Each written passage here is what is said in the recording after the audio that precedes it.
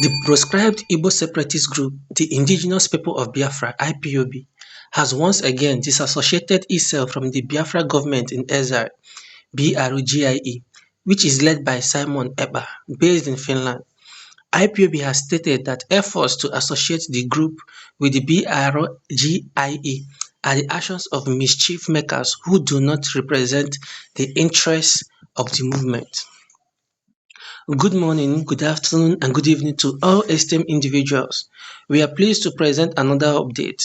We kindly request that you subscribe, like, and share our video. Additionally, please ensure that you activate the notification button to receive our updates promptly. Okay, so back to the news. In a statement released on Thursday by East Media and Publicity Secretary Emma Powerful, IPOB emphasized that it has neither endorsed nor recognized BRGIE and would never be part of such a criminal syndicate. Powerful reiterated that the ideologies of IPOB's incarcerated leader Mazi Nnamdi Kanu are based on discipline, non-violence, and moral clarity in the Biafran restoration project. Consequently, the group would never stood to the level of those seeking attention and impostors who declare governments in a barber shop without the consent of the people. The attention of the Indigenous People of Biafra (IPOB) under the supreme leadership of Onyendu Mazi Nnamdi Kanu has been drawn to an utterly deranged and disgraceful narrative gaining traction among the intellectually bankrupt, in which cowards and charlatans masquerading from foreign comfort zones as so-called freedom fighters seek to compare Mazi Nnamdi Kanu to a self-proclaimed content creator and certified coward, the statement said. Let us state it categorically: anyone foolish or mentally impaired enough to judge such a comparison needs urgent psychiatrist intervention. Comparing the indomitable Mazi Nnamdi Kanu, who has endured extraordinary rendition, solitary confinement, torture, and a 7-year political and legal onslaught, to a coward who publicly denied Biafra in open court is the height of lunacy.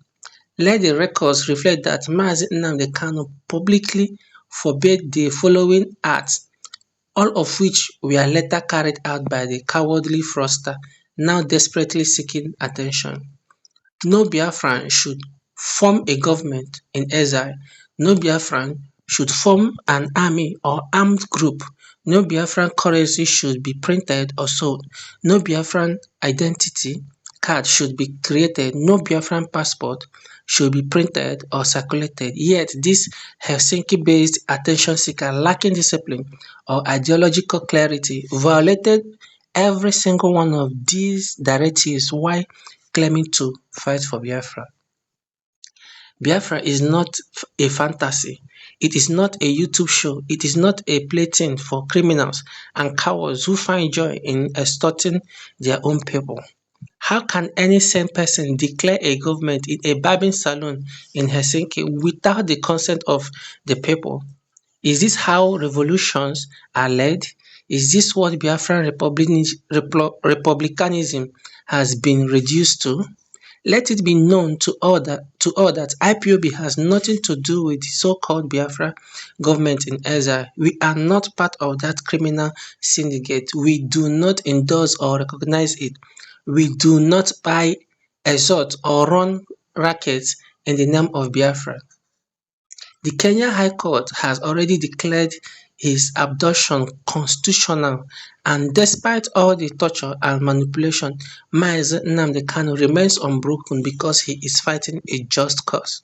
Let the world understand that when the just settles, Mazi Nnamdi Kanu shall speak again, and the enemies within and without shall be exposed. Biafra is not a hustle. Biafra is not for cowards. Biafra is not content for cliques, Powerful stated. So in another update, the federal government has maintained that Nnamdi Kanu, the detained leader of the proscribed Indigenous People of Biafra (IPOB), must stand trial over terrorism-related charges brought against him, insisting that A prima facie case has been established. At the resumed hearing on Friday, counsel of the federal government Adegboyega Awomolo SAN urged the Federal High Court in Abuja to dismiss Kanu's no-case submission and compel him to open his defence on the seven-count terrorism charge filed by the Office of the Attorney General of the Federation. Awomolo argued that Kanu's actions, particularly a broadcast made on Radio Biafra, were not mere expressions of dissent, but inciting and dangerous threat to Zoo Nation's unity. He told the trial judge, Justice James Omotosho, that the defendant had, in the said broadcast, declared his intention to break up the Zoo Nation and establish an independent Republic of Biafra. The defendant made a broadcast in which he proudly declared himself the IPOB leader, even though he knew the group had been proscribed. Awomolo submitted. He claimed the world would come to a standstill. That threat was not empty, it was targeted at dismantling the country, and such rhetoric has grave national security implications.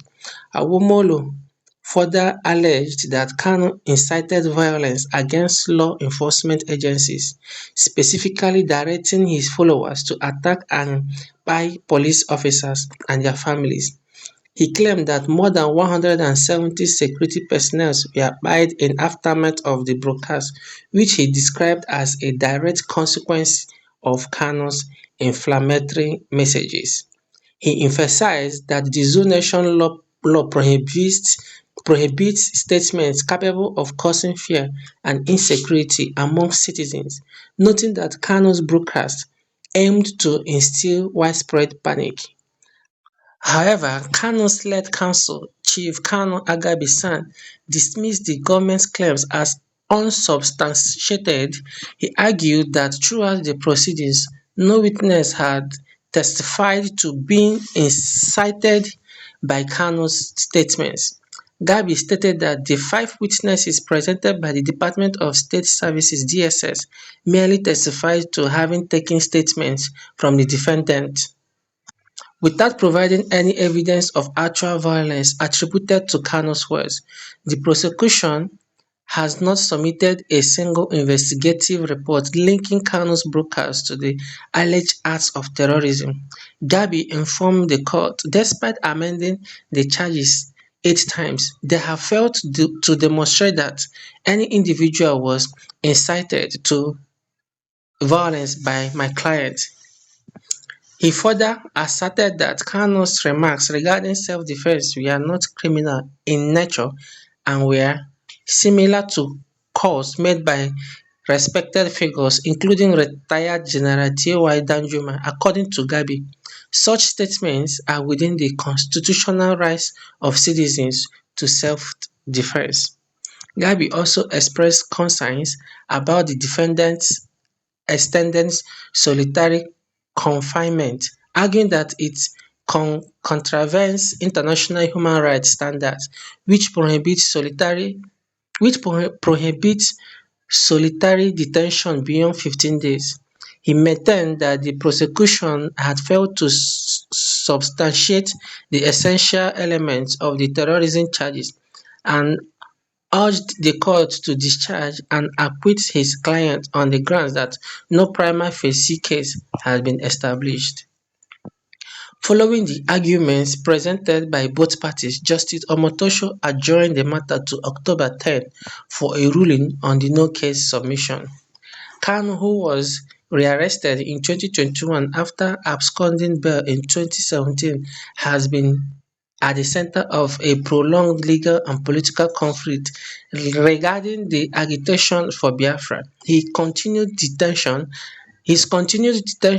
and trial have been criticized by both local and international human rights organizations. Now, the news in summary. The indigenous people of Biafra (IPOB) has disassociated itself from the Biafra government in exile (BRGIE). led by Simon Ekpa, stating that attempts to link IPOB with BRGIE are misleading and do not represent the group's interests.